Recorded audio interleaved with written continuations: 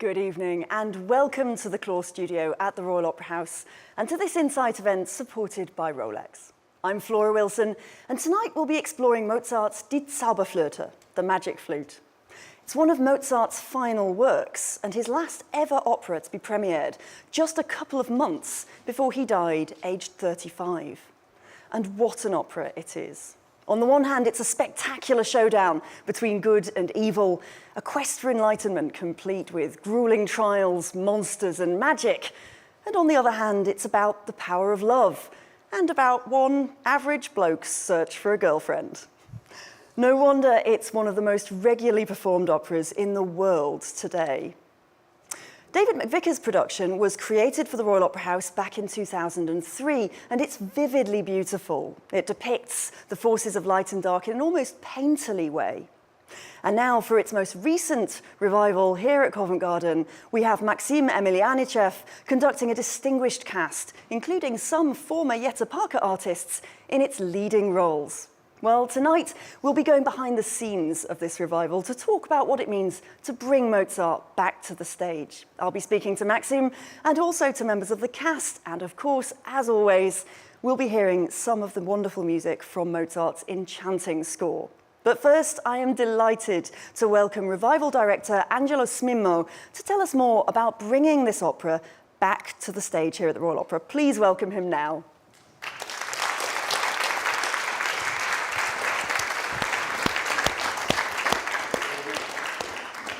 Angelo, thank you so much for joining us. It's been a busy day, I know, a busy few weeks. You're right in the middle of rehearsals. Yes. You're just over 2 weeks, I think, to opening night. Yes. What have you been up to today? Oh, everything. I mean, it's a monstrous piece, as you know, magic flute. Where to start from? Today was a special day. It was all about women, actually, just for a coincidence. We didn't plan it. But we started with the Queen of the Night, and then Pamina, and then Papagena, talking about women in 1791. Now there's this a topic. Yes, that was a big topic. Talking about being an avant-garde piece of theater. There's nothing more than Zauberflöte, according to my opinion. I mean, they were talking about a group of men deciding on how to allow youth and women to have a voice in the society. And that all started from this young guy, Mozart, Wolfgang. They came out and say, hey guys, to move forward, to hope to live in a future of beauty and wisdom, you have to let women in and young people in, which the society at the time didn't really consider. And that's where, today we started, we were looking at ladies. So just small topics, really, to get you going. Yes. Yes. So you have your own long history with this work, I think, don't you? Yes, it's really exciting because I was in it. I was one of the little monkeys running around in the forest. I am initially a dancer. I started with Bejar, and then I went into singing, and then I had a career as a countertenor. And then I was in dance theater. I went back to dance theater because I really was missing the movement and the body in the world of opera at the time. I'm talking about centuries ago. And then, strangely enough, director of the company I used to work with, Michael Kigandola, was working in this house and was choreographing Macbeth, and told me, come around and have a class with us. And I went, I came. And the casting director at the time, Dermot, saw me in the room and said, oh, we are auditioning for this magic flute. Do you want to dance in an opera? I was like, dancing in an opera? Never done it, but why not? And that was it. So Lea Hausmann was a fantastic woman that did the movement at the time, chose me at the audition. And after a couple of times, after a few shows, she came to me and said, I don't have the time to go to revive this to Rome. I come just for a little short period. Can you take care of it?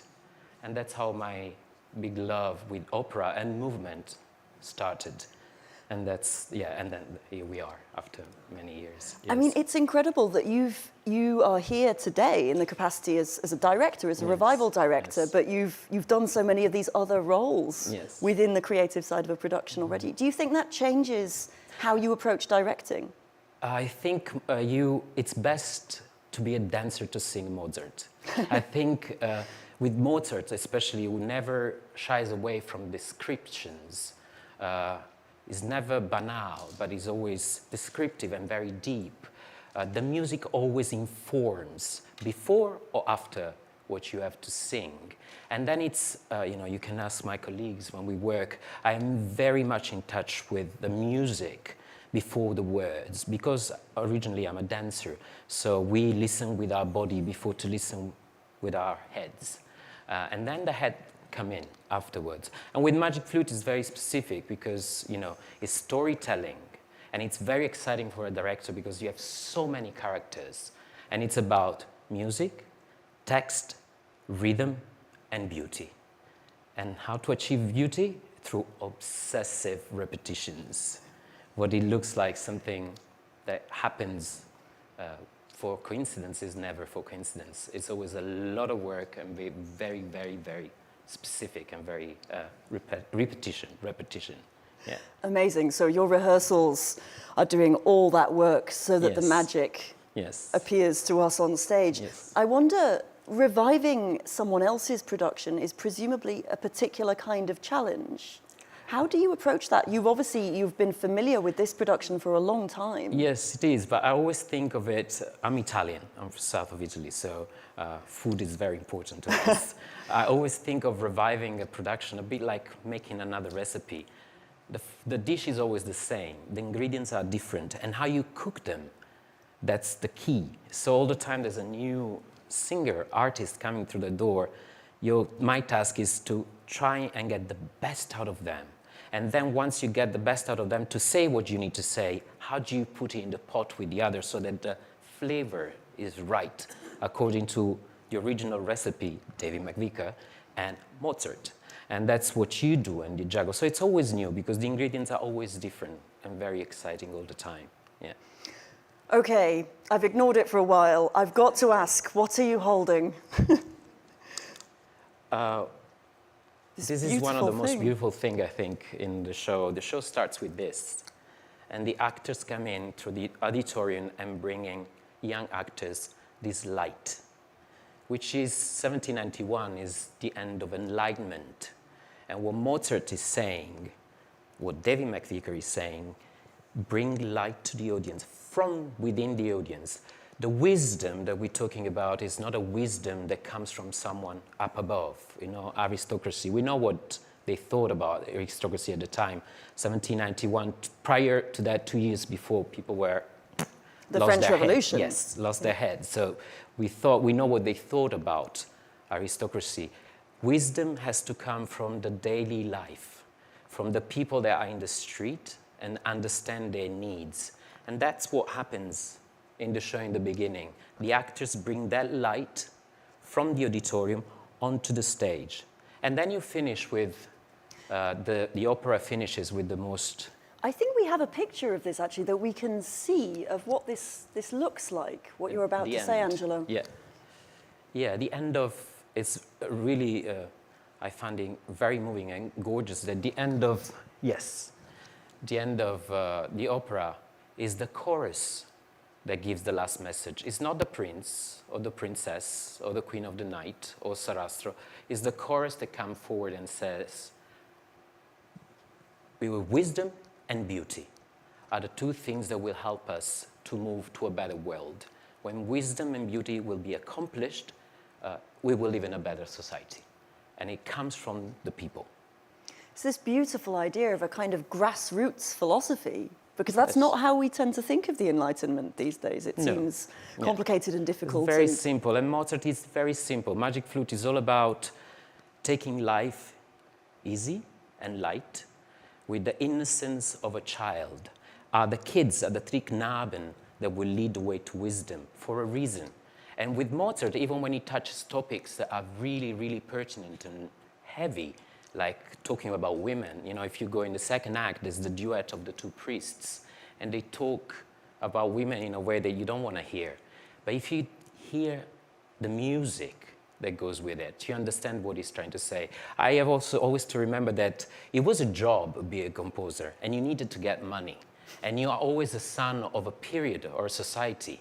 So if there were topics that were relevant for that period, of course Mozart would abide to some of them and also be very clever, because in order for him to have money to produce something beautiful, he had to say certain things in a certain way so that the donor will give the money.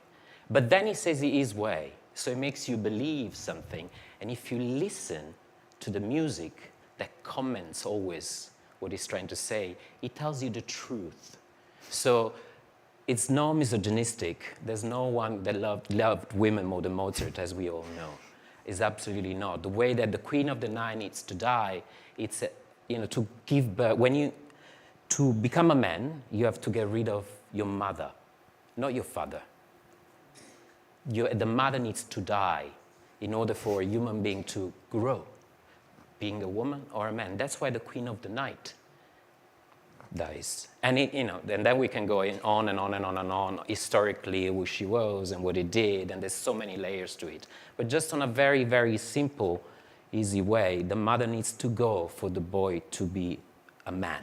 So, I mean, this really is an opera that gets to the heart of what it means to be human when you put it like this. I wonder, Absolutely. How do you think that David McVicar has approached all of this in his production? How would you characterize it for people who haven't seen it, perhaps? And I wonder whether we could have some more of those pictures.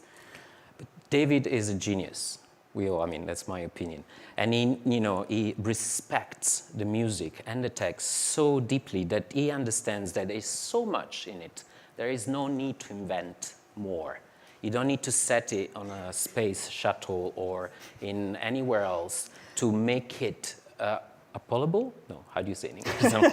My Italian comes in. Tasty for an audience. Mm-hmm. You don't need to invent things. You just have to stick to what he wrote and go really into the text. So actually we can see here, it's a kind of, it's a magical space, isn't it, I suppose? It's not a particular historical moment or a place that's And that's also very recognizable. interesting that, it's very, I say a coup de théâtre la McVicar, that you follow it through and it looks that it's set in a period, but then you will have some characters will emerge, like Papagena or like the Tricknaben. They are dressed in modern clothes, and the message being they could be, the story applies to any time, for any centuries. These characters could have come from the future, not the past, because the story is the same. I love the three boys in this production, actually, because we see them coming flying in on a kind of unlikely steampunk flying machine of some kind. And I think it's it's exactly what you're saying about sort of, it's not the past, it's not exactly the future, it could be any time. It's speaking to something much longer than that. Absolutely. Yes. What else? I wonder, we missed, I think, perhaps there was one more picture. There we go. I wonder, Angela, could you tell us what's going on here? That's the end of first act. Is where the two lovers finally meet, which is also very difficult challenge for us to make you believe that love at first sight actually exists, because these guys have met like 35 minutes prior to that. For the first time, they're madly in love. And it's the end of the first act where they meet, and Sarastro tells them, you're not ready yet. You have to go through trials, you have to have the rite of passage, and then eventually you'll reunite in love and prosperity. That's the passage. Yeah. Sarastro has always seemed such an interesting character to me here, that Yes. we're introduced to him as the baddie, the bad guy, and then it becomes clearer that that's not quite right. No, he's never the baddie. He's always the good one. He's the one that he is the one in beginning of second act that he's got the biggest challenge to convince a group of white men that allowing a young man and a woman in society was the right thing to do. He's the initiator.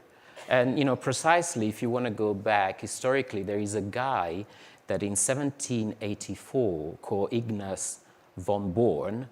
There was a friend of Leopold II, the king at the time, and was one of the Masonic brother. They brought his own daughter for the first time to a meeting of Masons, which is something we see in the show, because in the first act, in the Sprecher's room, there is a little girl and a little boy. And so this is a very avant-garde character, a very forward character that we have in the story. It's not a baddie at all. I think we have to point to the fact that we've actually got one of Sarastro's costumes here, this amazingly rich fabric. It really is spectacular to look at. Yes, Sarastro comes from Zaraustra. Of course, that's where he comes from. He's the guy that knows, has the knowledge, is the king of the sun, which is the opposite of the queen of the night in our story, of course. So it's good and bad. And you can see the sun and all the references in this wonderful costume. It's shot through with gold thread, as you might be able to see. And then next to him, we've got, I think, one of Pamina's dresses. Is that right? Yes, that's Pamina, yes. Very simple. Exactly, it's the simplicity bright, and the white, kind of virginal, I suppose, colour there. Again, really, really beautiful.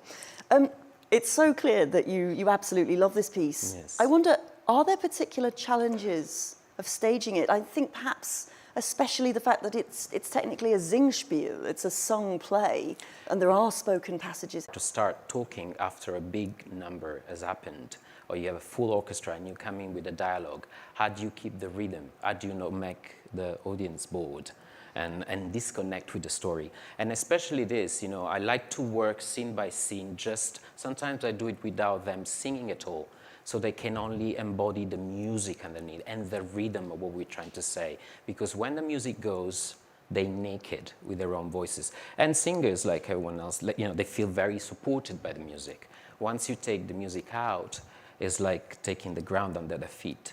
And then you have to help them with them. And rhythm is the key. And recreating beauty, which is what I said, you know, it's a very hard work. And this specific in this production, because everything is very specific, very precise to the centimeters, in order for you to have an image of beauty all the time you see it.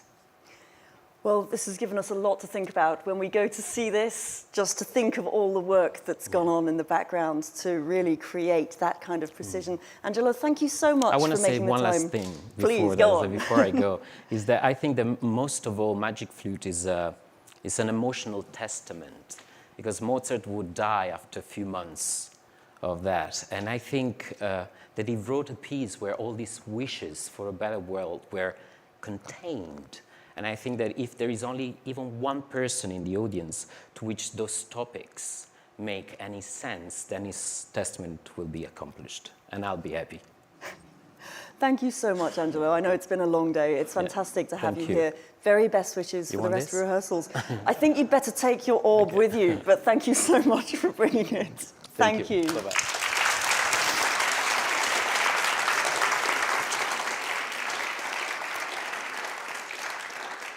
Well, now we've heard a bit about the production. We obviously have a lot to think about the music in this opera. Who better to guide us through it than conductor Maxim Emelianichev? Please welcome him now.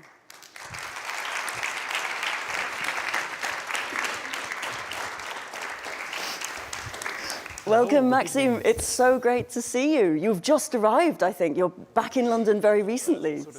Yes, I'm here around. Seconds you're on stage, it requires, 3 hours of rehearsal. Where you are principal conductor of the Scottish Chamber Orchestra. Fantastic. Yeah, well, we haven't really worked together. We had a musical... Music rehearsals, to our stage rehearsals, and just yesterday I met the orchestra for the first time, and it's just we get them hot off the press. It's just so exciting because I did in Royal Opera House a few years ago the production of Agrippina by Handel. But that was during the pandemic, and it was things. Before pandemic. It was just before the pandemic. Forgive me. Before pandemic. Okay. And it's a very welcome house. So it's kind of, I'm happy to return, and there are some very good, interesting things coming. With singers, with orchestra, with staging, and... It's wonderful to have you with us. I wonder, as I said, you are principal conductor of the Scottish Chamber Orchestra now. Of course, you conduct all over the world, other orchestras as well. How different is conducting an opera? How is it different for you? Or is it not different? It should not be different. I think the most of the music has this theatrical impact. especially if you conduct Mozart. I do a lot of Baroque music. I came from this kind of authentic, very good performance practice. And it has a lot of theatrical thing inside music. There's not much abstract music you can find, like, I don't know, Steve Reich or Cage. But in the past, all the music has this theatrical thing inside. And to be conductor in the opera is, you have just a little bit bigger responsibility what to do, because of is so many things happening around. You need to be kind of connected person. Orchestra, singers, music, dialogues or recitatives in some case, a lot of staging, a lot of lighting, the connection, the machinery of. It was not easy in the times of Mozart. It's not easy now, but it's so exciting. I can feel your excitement across our cube. It's fantastic. You've conducted other Mozart operas. You recorded a disc of Mozart piano sonatas, in fact, on forte piano, I think. What is it about Mozart for you? It's, I do a lot of more. You know, it's very strange. When I was studying in my school, I was entering into the boys' choir, and I had nickname Mozart. You were called Mozart? I'm called Mozart. Okay, Mozart, play us something. You know, and that's yes, quite a compliment. I think it's like compliment. Sometimes they can say, "Oh, Mozart, there's too many scales, too many. You do too much music," because you know, in our school when I was studied, of the music disciplines was kind of mandatory, obligatory. We were singing in choir every day, few hours. And the rest, like physiculture, physics, mathematics, language, was kind of, okay, we don't care, but please study music literature, solfeggio, harmony, sing, conduct. And actually my conducting debut was first time with choir at the age of 12. Wow. Even Mozart might have been, you know, slightly impressed. No. Just, you know. Maxime, we have got a lot more to talk about, but first we're going to hear you accompany two of our singers in a bit of Mozart's music. We're going to hear the duet. We're going to hear the duet between Pamina and Papageno from Act 1 by Männern, welche Liebe fühlen, men who feel the call of love. Could you just tell us a little bit about what's going on in the plot ahead of this? It's kind of like was mentioned before, connected to this picture, what the main the pair who loves each other, Pamina and Tamino, they don't see each other from beginning. They just love each other because of the little portrait. But this is a story about our aria, which they will sing at the end. Ah, yes. But yeah, in this moment, Papageno, who is entering by chance to the castle of Zarastro, telling to her that there's a man who loves her. And this kind of amore, chemistry starting to appear. And yes, it's kind of interesting. We'll maybe talk a little later about all the symbolic, all the instrumentation as well. We certainly will. Yes, about Masonic symbols, about 3 times chords, 3 flats in E flat major. You're providing a trailer here for the rest of our chat, Okay, let's start from music. First, we need a couple of singers. So please welcome cast members Anna Prohaska, who's singing the role of Pamina for us, and also Gyula Orent, who's singing the role of Papageno. Please welcome them now. And Maxime, please, off you go to the piano.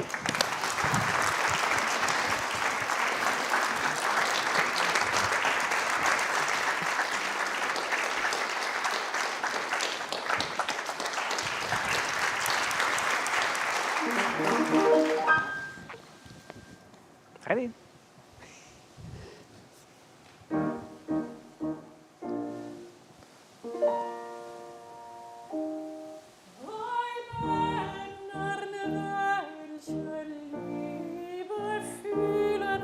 Fühlet auch eine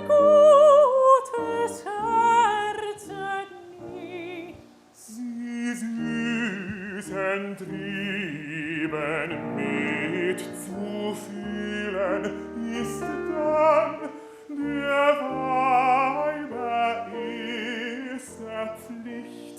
Wir wollen uns der Liebe freuen. Wir leben durch die Liebe allein. Wir leben durch die Liebe allein.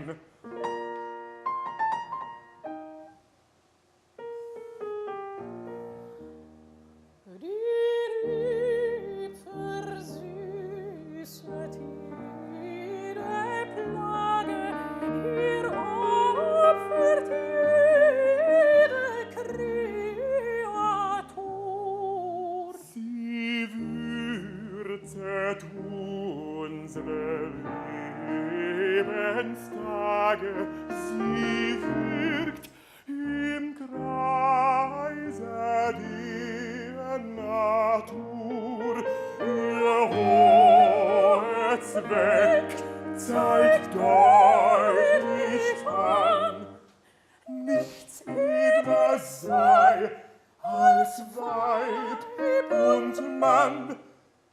Nichts edler sei als Weib und Mann.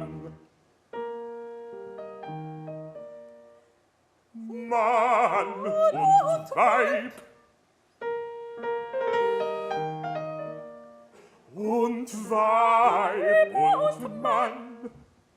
Mann und Weib und Weib und Mann reichen an die Gottheit an.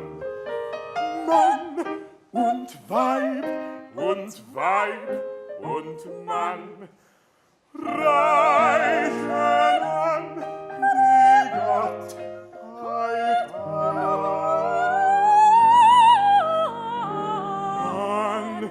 Die Gottheit an.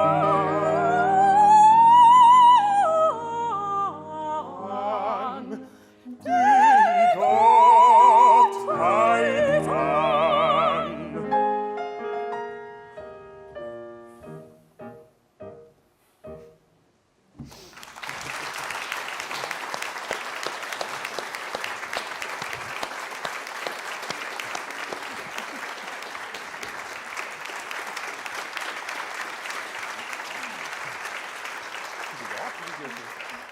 Thank you so much. That was wonderful. Anna and Jula, please do come over and join me and we will have a chat. And also, I must call Felipe Manu, your castmate, to join you.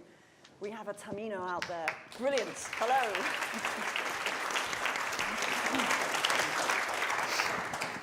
Thank you all so much again for making time right in the middle of rehearsals. I know there's a lot going on. First, Anna, can you just fill us in a bit more about what have you just been singing about? Well, it's weirdly enough, it seems like a love duet, but it's between basically the wrong people and the wrong couple. So it's actually a duet about love, but we're not singing it to each other.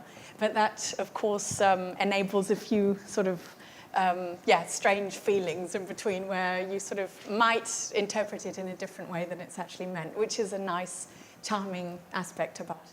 I mean, it's such a beautiful piece, and those kind of parallel lines where you're singing together. I mean, it would have me fooled, I think, if I didn't know the piece. And it's more philosophical, I would say, about men and women, about that love just belongs to life, it belongs to nature. And this is, I think, Papageno infecting Pamino with his very like basic needs that he has, like food, drink, and love. And he draws me down to earth a little bit with this duet. Jula, how do you feel about how your character has just been characterized there? It is very fitting, I have to say. Very fitting, just about this duet. It's like a dialogue, because she has the thoughts about love, and I have thoughts about love, and they meet at the middle, and then we reach the gods, everybody adds its own love to the couple. I mean, we both think how we expect love to be, and we have the same direction, always above the heavenly happiness and almost touching the power of the gods. So, and of course, the character is yeah, it's not fitting. I can't be a girlfriend of a princess, obviously, but I do dream about it a little bit. I do dream about love and having the best girlfriends of the world. Papageno is a little bit of an odd one out in this particular trio that we now have on stage, isn't he? Because Pamina and Tamino are both aristocratic, essentially, are certainly noble.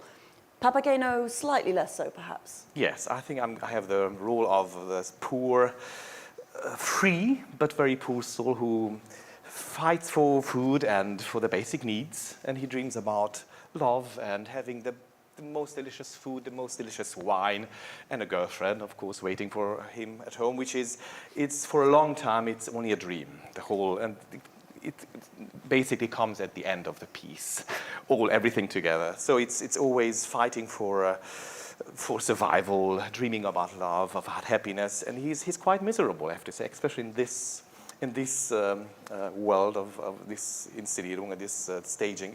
It's a hard life of a low, poor soul. Well, we have this great parallel, don't we? Because both of us are the only people in the piece that have a suicide scene, and they're both written in G minor, so it's the same key.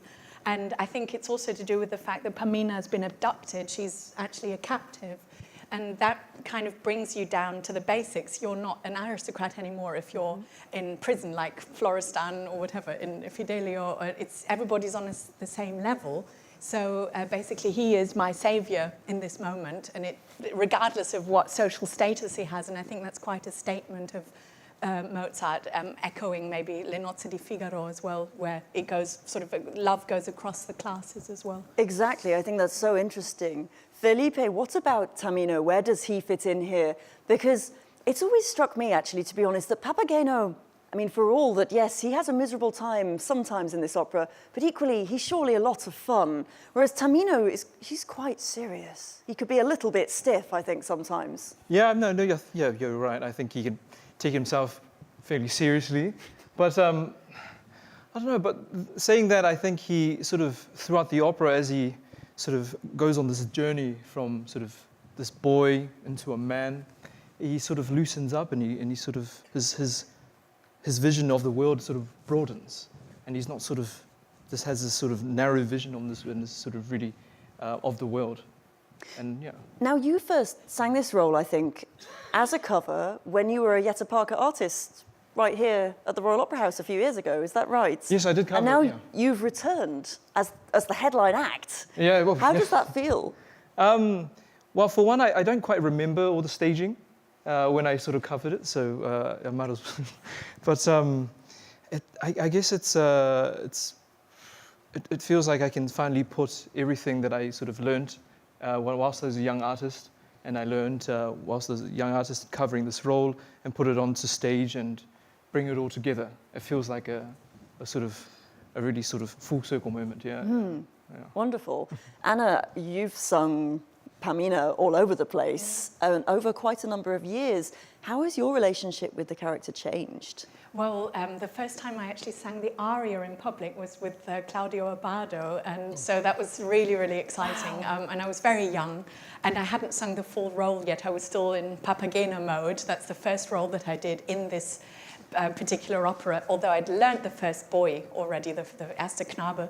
That was my first opera role I'd memorized as a student, as a school student actually. So, and through my family, through my parents, I actually grew up with this piece. We often spoke about the various concepts and ideas and interpretations of this piece.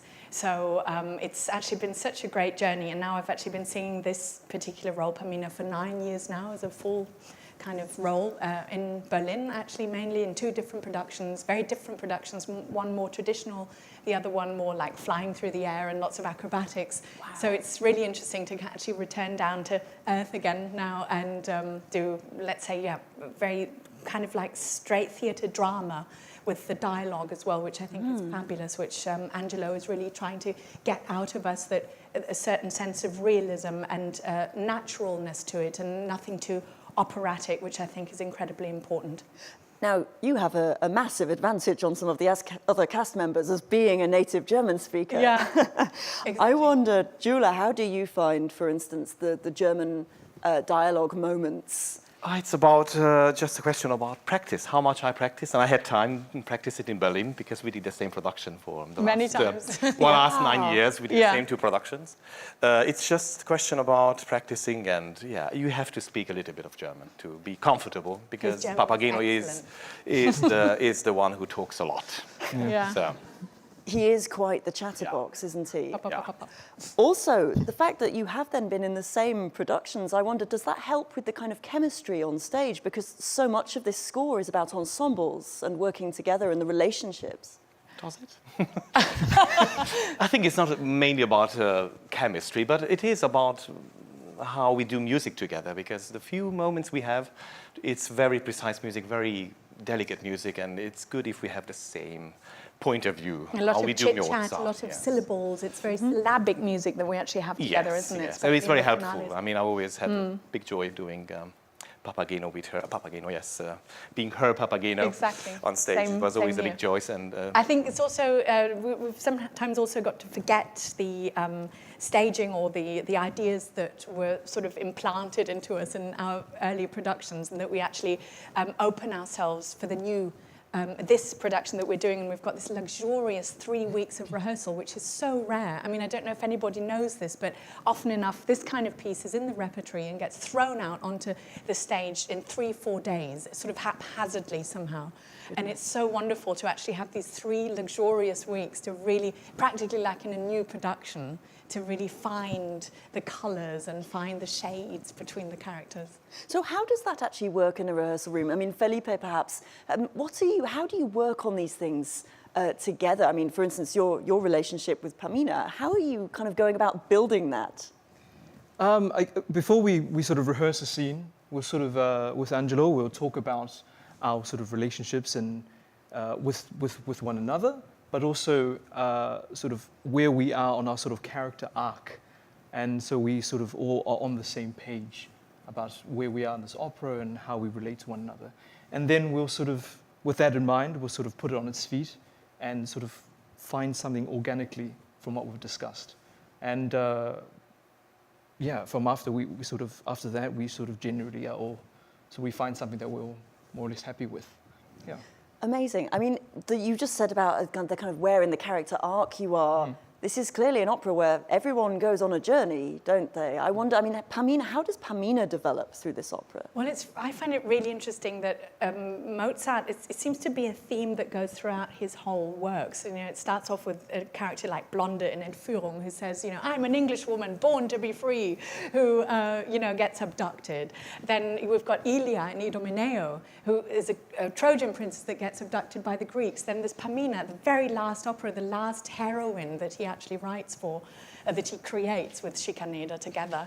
And it's quite interesting to see that he always puts, let's say, obstacles in the way of his heroines that they have to overcome, but not with this kind of typical, like, either damsel in distress, or on the other hand, oh yes, I've got the black belt in karate and I've got like my Marvel superpowers or something, but actually with human kindness, with a certain sense of cunning as well, and believing in the truth and sticking to her convictions. And that's what kind of runs through Mozart's opera, and which I find absolutely kind of culminating in the role of Pamina. I've got to ask you, as a soprano in this opera who's not singing Queen of the Night, who is also billed as a soprano, what is the difference for those of us who aren't singers? Why would you not sing Queen of the Night? Well, there's this Italian word called tessitura, which is the range of the voice where the role sits, and that's just too high for me. So it's a bit like, Sarastro would probably also not sing Papageno. Papageno wouldn't sing Tamino. It's just like to do with the German word Fach, like the category of voice. So the dramatic coloratura soprano is a very specific voice type. You're kind of born with it, and if you sing Queen of the Night, you've got to get up at 3 in the morning and be able to do it. Otherwise, you can't rely on it if you're sick or if you're a little bit like under the weather or something. You still have to get those D's and E's and F's out. And that's just something where my voice doesn't seem at home at with these super, super high coloratura notes. But you do get some other really great roles. Oh my God, yeah, I know, and fantastic aria and the ensemble. I think the Magic Flute for me is about ensembles. Our finale, the quartet with the 2 armed men. I mean, I think this is one of the greatest pieces of music ever written. Yes. Yeah, no, really. Felipe's nodding enthusiastically. I wonder if I could put Jula and Felipe on the spot, in fact, to name your favourite bit of this opera. Do you have a favourite moment? I always think that people do, really, whether they're willing to share them or not. Go on. Doesn't have to be a bit you sing. Probably in the first quintet when the Knäppchen's music comes on. It's sort of it's beautiful. I just sort of, in this production, they've got this, what do they call it, like a what would you call this? Like a chariot or something? The flying machine. The flying machine. Yeah, that the little boys are in. Yeah. Thing. And this music just sort of, it sort of transforms and uplifts, and I just love watching this sort of chariot flying machine. Yeah. Or this music, it fits perfectly. I think that's my favorite part of the entire opera. Always makes me cry as well. That moment. It does. It's terrible. Jula, what about you? I agree. This is the best. The best music is when the first time the 3 children are introduced to us. It's the most innocent, most beautiful music. And of course, when the second act, when Tamino and Pamina meet before the trial, and they say, "You dear, my love," and you. This moment is. Yeah. It's the best music. It's just moments where everything stops and you don't have to think about it. It just honestly dazzles you. And I have a soft spot for the final quintet, the Stille Stille, with the Queen of the Night, where she basically gets vanquished by the patriarchy, and she has to kind of sink into the ground and disappears, dies, whatever, has to be banished. And it's just the most incredible transformation in the music that Mozart writes. And it's so it predates all big romantic operas from the 19th century for me. There's so much in this opera, and it's wonderful to have such enthusiasm from everyone tonight. It is a gorgeous piece. Thank you so much for coming along, for taking the time when you're right in the middle of rehearsals. Enjoy the rest of the rehearsal process, and we can't wait to see the curtain go up. Thank you very much for coming. Thank you so much. Thank you. Cheers.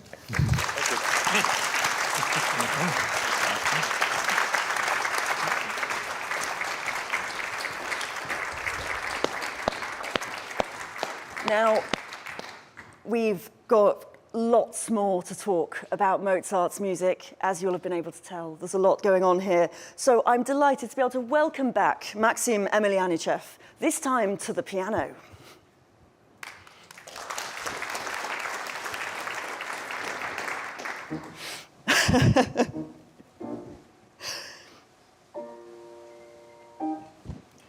Thank you so much. And thank you for joining us again. Maxim, I can't believe this. This is your first time conducting the Magic Flute. It happens sometimes, the things for the first time. As a first time for everything. I wonder if you can tell us a bit about how you are preparing. How do you start learning an opera as big and as complex as this? I already mentioned what I was studying in the boys' choir, and this music with campanelli. It was one of my first things which I was singing, actually. But yes, it's such a famous opera, and actually I saw this production before when I was in London, and I loved it because the pure magic happening on stage. But as I already mentioned, I come from authentic perform period. The historically informed performance, we call it. Yeah. So it's important for me to not listen too much other interpretations, and to see score like prima vista, so like for the first time, and with right knowledge how to read the music and what to find, especially in music. You can be very close to what we think can be performed by Mozart in those days. Of course, you need to do the correct instruments as well. And I'm very lucky that in the orchestra of Royal Opera House, we're now mixing instruments. Interesting, as in you're using some historical we instruments as well? use natural brass instruments, natural trumpet, natural horns, and timpani. And For those who aren't familiar with this sound world, what difference does it make? What should we expect? it has much more transparency, and bigger range of the dynamics. Because basically, what is brass instruments, trumpet or horn, is just big tube. So, Well, the brass players won't like that. I'm speaking very basic level, you know. And the historic one has just much longer tube. So if you open a horn, it can be 3-4 meters long. And it's much more difficult to play, the historic version of it. But the sound is much more colorful, and just some sound is much more transparent, and just blends better with winds. And I know the orchestra just finished a fantastic project here, Alcina, by Handel. So they all educated very well. And as mentioned already, yesterday was my first meeting with orchestra, and I'm looking so much forward because we can achieve this kind of flexibility. Amazing. So I'm really interested to know what you think. I said that this is one of Mozart's last works, so he brings a whole career of experience to bear on it. How do we tell, how do we know this is the mature Mozart from how he uses the orchestra, for instance, or how he is putting this opera together? You know, in the Mozart's life, I think he did compose music for every existing genre. You can, for example, Johann Sebastian Bach, like 2 generations before, was never writing opera. And Brahms as well, 2 generations later. But Mozart was writing in every genre. He creates so many operas, and actually each of the opera has very particular structure. So here we see Singspiel. So basically no recitatives, no Italian opera serie influences, but just pure music and very short plot. And I'm also happy about this production because dialogues are much more compact than original Schickaneder's libretto. And of course, we can find in this opera and in his previous operas so many different influences of instrumental music. Instrumentation, for example, here I already said it is connected so much to the Masonic rituals. That's why you have a lot of basset horns, not clarinet. The basset horn is a kind of bigger and more darker version of the clarinet. You have trombones who came from the church music and they always do accompaniment supporting the choirs. There's a lot of actually choirs which are... The chorus, yeah. choruses. I wonder, could you give us an example of the kind of music you're talking about here? I don't know whether some of the priest's music, for instance, Yes, would be good or... Yes. I mean, for me, the best example is this. Of course, I can play this chorus, the priester of... It's very choral, with a lot of trombones and only men's, of course. The brass.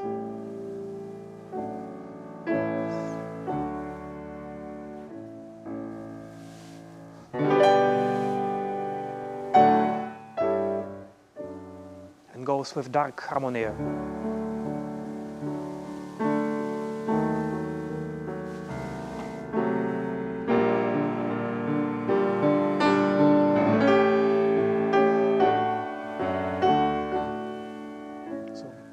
Night to the sunrise. And it's such solemn music. The It's very solemnity solemn. is written into it. Yes. And actually, I remember this last moment when Anna was speaking about this transformation at the end of the opera. And we can see a lot of illustrative music in the time. For example, Haydn was, when he did Creation and Four Seasons, he just illustrated a sunrise.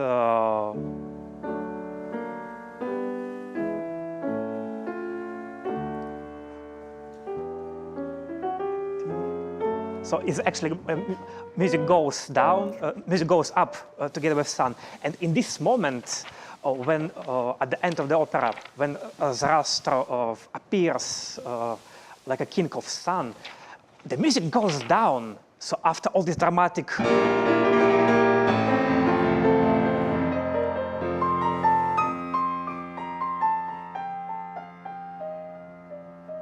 maybe it was one of the Mozart jokes, because with sunrise, everybody would expect to hear music going up.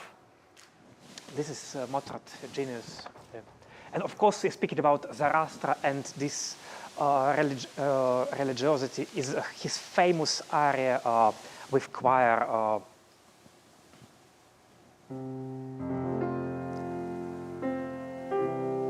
Connected to these Greek gods.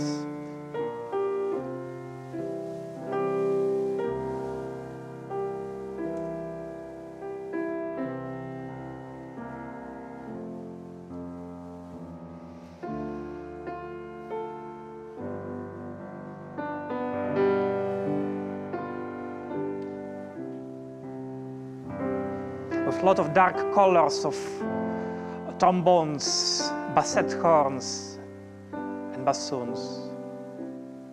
And he goes in a very low register.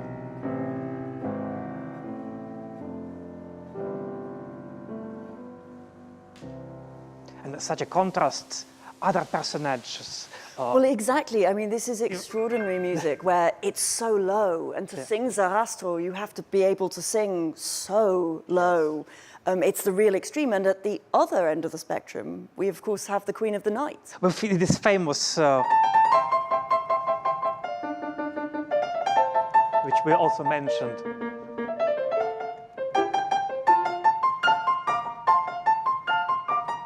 Yeah, these are extreme passages, like when she became angry and It's incredible. I think we should all be able to sing the Queen of the Night's aria when we're furious. It would be really good for us. But they're extremes of vocal expression, aren't they? Yes, absolutely. And we have so different timbres. We have 3 ladies, which is servers of the Queen of the Night. And we have 3 boys, treble boys. What's with all these threes then? It's Why the all three? about symbolic. 3, you need to do 3 trials to be able to step to the better world. Number 3 in the Masonic symbolic is a very important number, so that's why it's E flat major in most important and sacral numbers. And there is opening chord, which appears later in a dialogue like fanfara. So, and then we have second time, very simple but very majestic.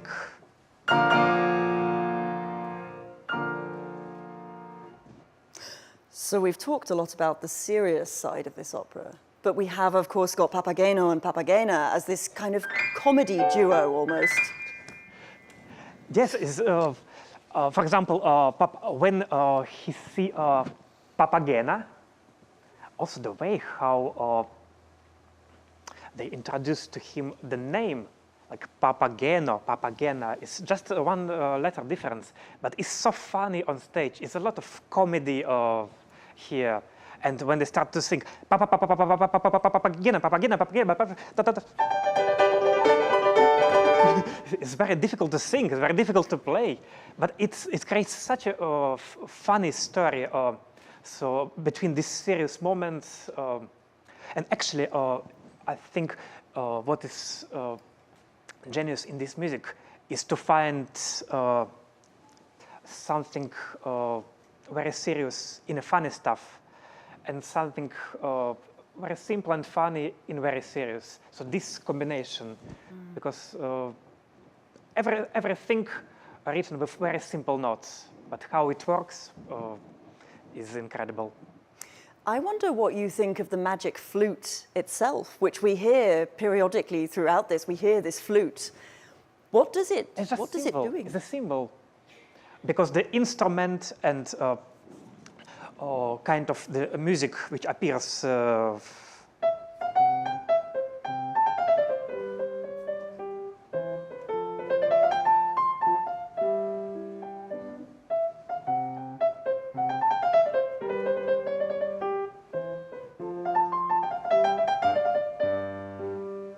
is kind of very simple. It's almost like a dance, actually. That's But extraordinary. he must play in the original production. He played. Yeah, no, it's And also they have this because in the beginning to help Tamino and Papageno to reach Pamina, Queen of the Knights, she gave a campanelle, Glockenspiel, which I played. And magic flute as well. So this is kind of symbols, but as well is a very funny instrument, and it not usually appears like in opera. Well, they're sound effects, I suppose, sound aren't they? effects. That's what's so extraordinary about it. It's music that makes things happen in this music. I can now, of course, we know everything about it, but I can imagine the first listeners how they were surprised when they hear such a weird instrument. Yeah, I suppose they're like toys. I wonder whether we should talk a little bit about the chorus, the role of the chorus in this opera. I mean, are they like another character, do you think? Are they a single character? Do they have any kind of identity of their own? I think they are mostly very ritual choruses here, but they are kind of, in a certain way, I think they support the main personages. From one side, they were distant because they cannot. They say, "Zurück, you cannot." But if Tamino asks if Tamino is still alive, with very serious music, they answer, "Yes, she's still alive." So it's kind of they inside. I think there's a lot of humanity in each of the personages. Doesn't matter is soloist or member of the choir or the priests. Not priests. How you say in English? Who is prisoners? The prisoners? Yes, prisoners. It may look what they are very cold, but more in a contact they are with strangers. More you feel that they are also alive persons. They're humans. I wonder, do you have a favorite part of this opera? Applause. No, I'm joking. Everything. I like it. Everything, and the structure of this opera is great for me. Not only because there are no recitatives, but also because he put in the finale, especially in both finals, he put very short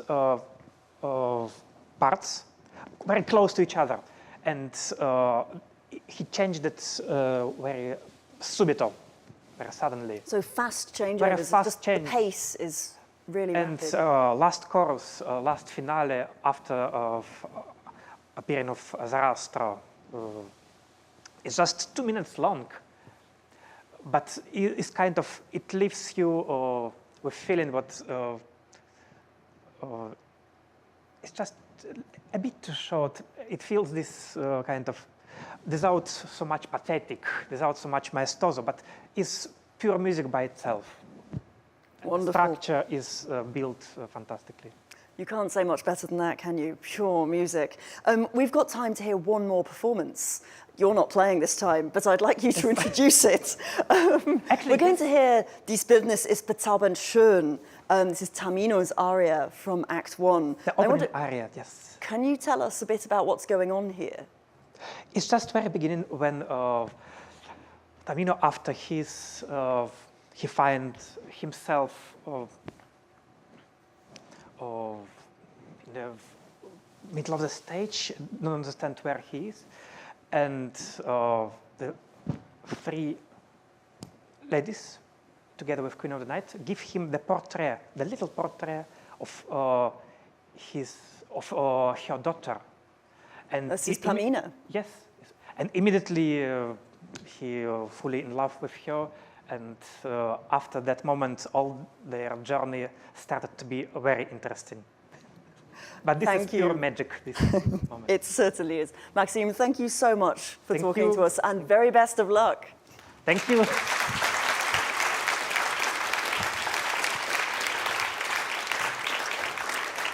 Well, I said we'd be hearing another performance, and I am delighted, therefore, to welcome two current Jetta Parker artists, Michael Gibson, tenor, who is covering the role of Tamino at the moment, and conductor and repetiteur Andre Calegaro to play that for us now.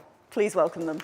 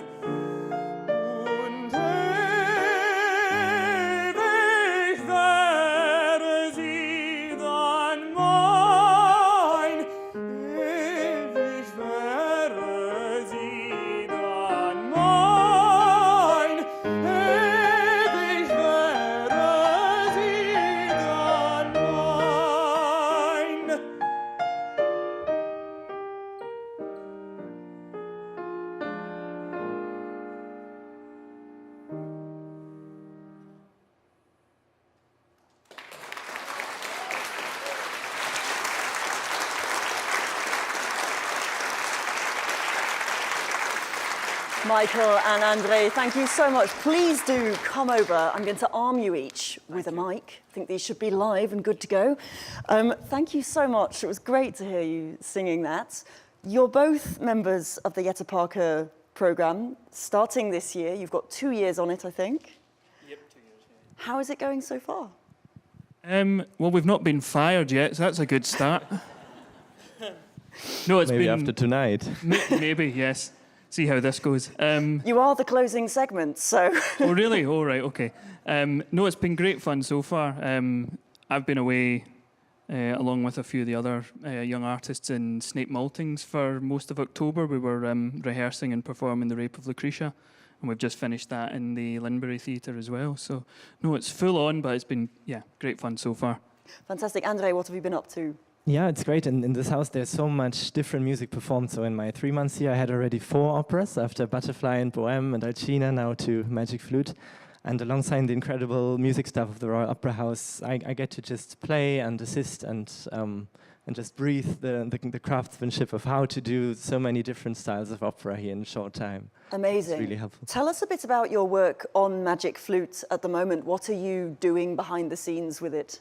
So I'm doing mostly everything that's left for that everyone else doesn't want to do. No, I'm joking.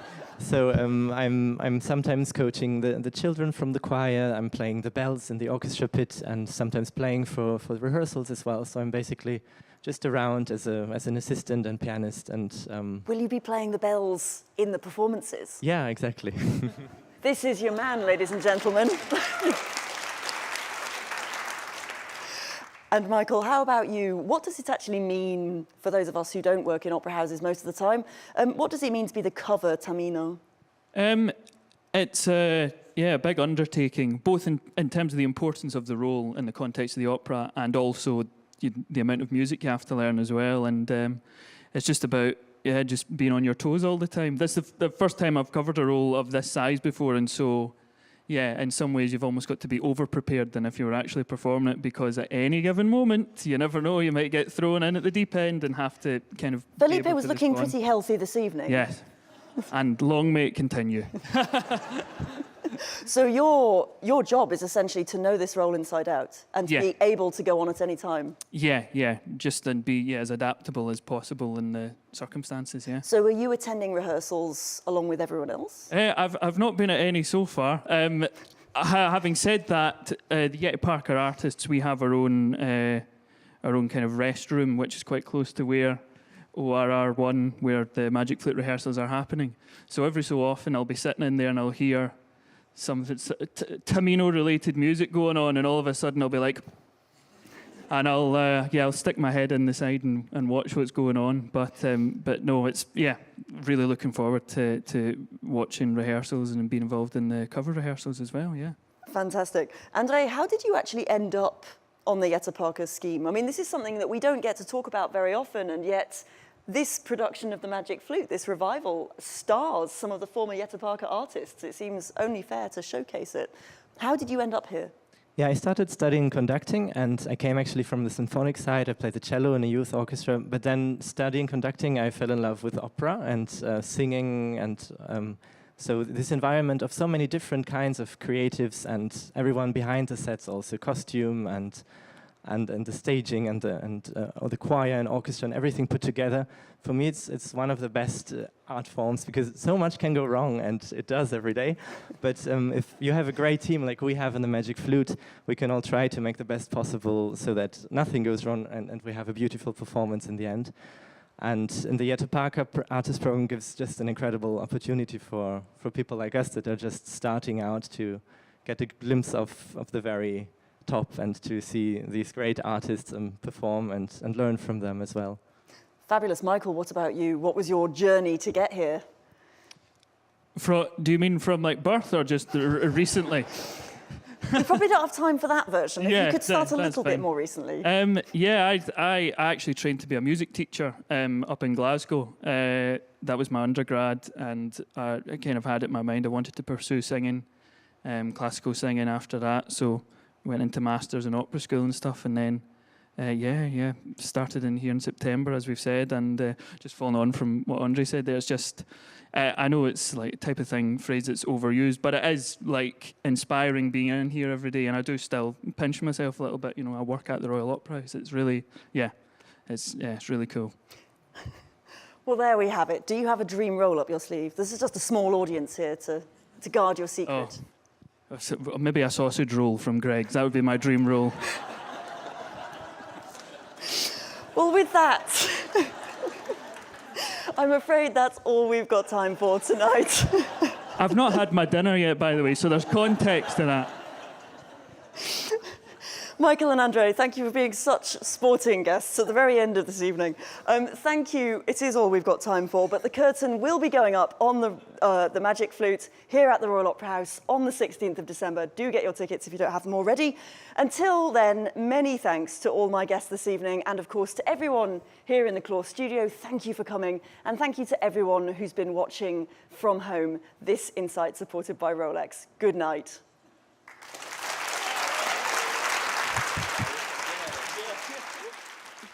You managed it.